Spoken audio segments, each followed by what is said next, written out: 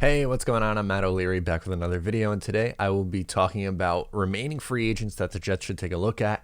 Before we get started today, I just wanted to mention you can follow me on social media at Matt O'Leary NY, and please make sure to check out the podcast wherever it is that you get your podcast. So it's been an up and down free agency for Joe Douglas and the New York Jets. They've done some things that I really like. They've missed out on some players that I would have liked to try to get. There's been some that were potentially on lists, but just unable to get done, like Joe Thuney. I don't think you were ever getting to come here for the money that he signed with to go to a contender like Kansas City. But there were some mid-tier and lower-tier guys that I thought they absolutely should have come away with. Keanu Neal, one of those guys. But let's talk about first some of the needs that are left on this roster. Corner, interior offensive line, tight end, running back seem to stand out.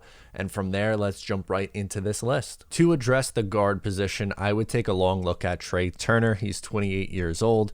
In 2020, he played 9 games and really struggled. He had a 34.5 Pro Football Focus grade. I get it. He wasn't good last year. But for the 5 years prior, he was a Pro Bowler in Carolina. In 2019, he had 3 penalties and 6 sacks allowed. In 2018, he had 3 penalties, just 3 sacks allowed, and only 18 total pressures. So he is pretty solid. He's someone who you could plug in and play at right guard. I know he's coming off a down year. This would be a 1-year kind of prove-it deal coming off of his play last year. He's still sitting there. The guard market is kind of shriveled up. But based on who is remaining, I think this is your best chance of landing a upgrade.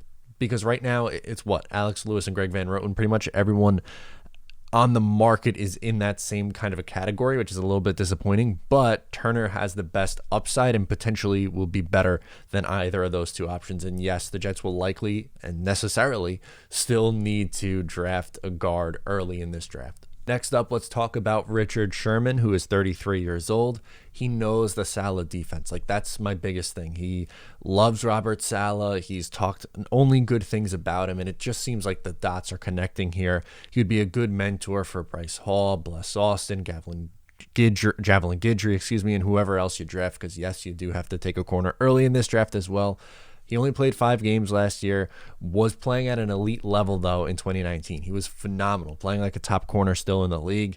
This is not a long-term option. This is someone you sign to a 1, maybe at most a 2-year deal. I would like it to be a 1-year deal, though.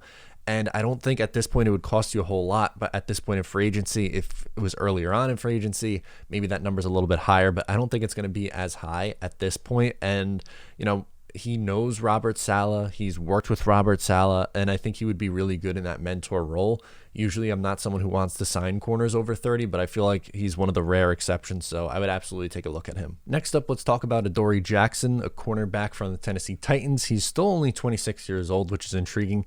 He only played 3 games last year, which I know isn't great, but in 2019 and 2018, 79.9 Pro Football Focus grade and 73 Pro Football Focus grade.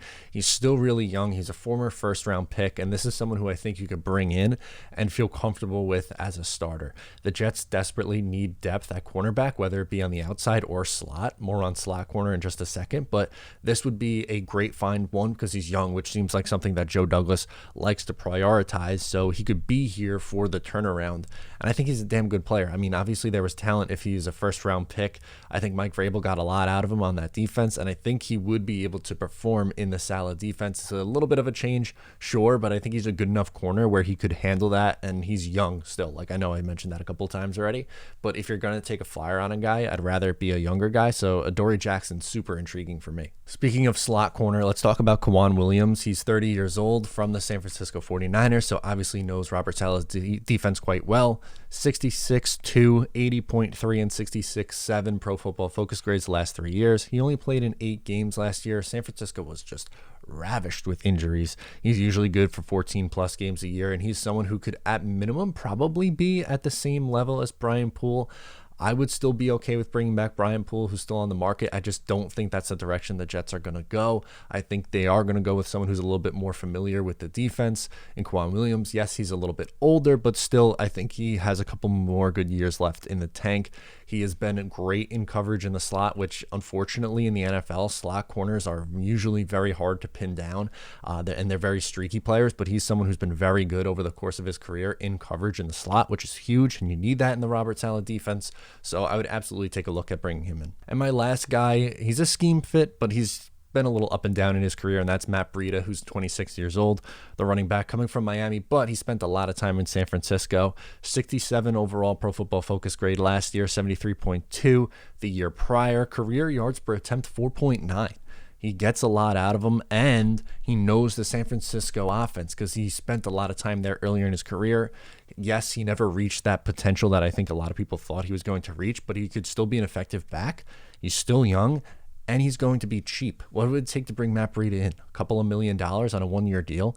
I would really consider it. I think it would be important to bring a veteran in with this group instead of having to draft someone in the mid-rounds, and you can use that pick at another position of need, whether it be interior offensive line, corner, edge, wide receiver, tight end maybe. Just something to take a look at. I know he hasn't played a ton in his career, but I think having Breida, Ty Johnson, or Michael Pirine, I think that's more than capable as a running back room. So those are some guys that I would look to bring in if I'm the New York Jets. Let me know in the comments below who you think the Jets should get involved with in free agency, or get at me on social media. Make sure to subscribe if you are new, and I'll talk to you next time.